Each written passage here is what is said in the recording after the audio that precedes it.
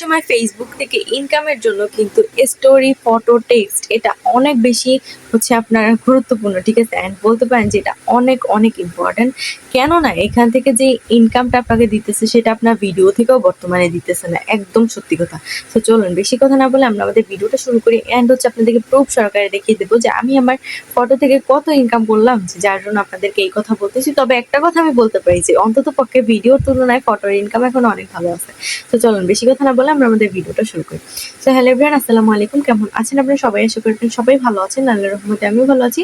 তো আজকের টপিকটা কি নিয়ে সেটা তো ফার্স্টেই বললাম। যদি আপনাদের ভিডিওটা ভালো লেগে থাকে অবশ্যই ভিডিওটা শেয়ার দিবেন, কেমন লাগলো ভিডিওটা অবশ্যই কমেন্ট করে জানাবেন। তো এখন চলুন আমরা আমাদের মূল কথায় চলে যাই।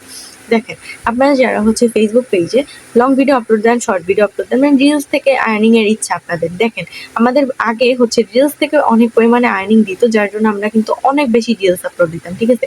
এমন কেউ নাই ভাই টেরি মনে হয় যে কতগুলো রিলস আপলোড দিচ্ছে তার মানে কি বলবো হিসাব নাই, ঠিক আছে? রিলস থেকে প্রচুর আর্নিং করছে, ঠিক আছে? রিলস থেকে বেশ ভালো আর্নিং করছে সবাই। তবে ঠান্ডাটা পড়ছে আসছে আমাদের মাথায়, আমরা যারা নতুন কাজ করতে আসছি এখন আমাদের মাথায় ঠান্ডা পড়ছে। কেন? কারণ আমাদের ভিডিও তো ভিউ হইলেও এখন ইনকাম নাই। তো যাই হোক, আমি আশা করতেছি জানি সবকিছু ঠিক হয়ে যায়। ফেসবুকের অবশ্যই উচিত এটা ঠিক করে দেওয়ার জন্য, যেহেতু এটা একটা বিশ্বস্ত প্ল্যাটফর্ম ছিল, বাট এরকম করাটা একদমই ঠিক হয় না। আমি যতটুকু যাচ্ছি যে ইনকামটা জানি ঠিক হয়ে যায়।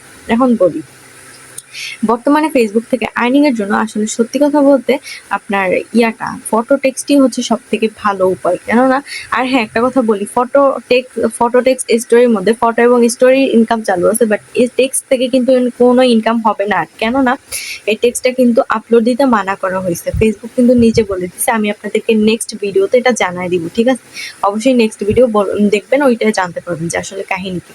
তো দেখেন, আসল ব্যাপারটা হচ্ছে যে এই যে টেক্সট, ফটো এবং হচ্ছে স্টোরি, এগুলা থেকে বর্তমানে ইনকামটা একটু বেশি। যদি আপনি আমার স্ক্রিনশটটার দিকে লক্ষ্য করেন নিচের দিকে, দেখবেন এই ভিডিওটাতে অনেক ভিউ আসছে, 1 লাখ, 1.5 লাখ, 1,88,000 প্রায় এই ভিডিওটা এখন চলে। সো এটা থেকে কিন্তু আমাকে অনেক দিছে, $1.30 বেশি দিছে কিন্তু, ঠিক আছে? তো দেখেন, একটা ভিডিও যদি এখানে হইতো, এই ভিডিওতে কিন্তু এত ইনকাম দেয় না। আমার 1 লাখের একটা ভিডিওতে আমাকে ইনকাম দিচ্ছে হাইয়েস্ট $1, ঠিক আছে?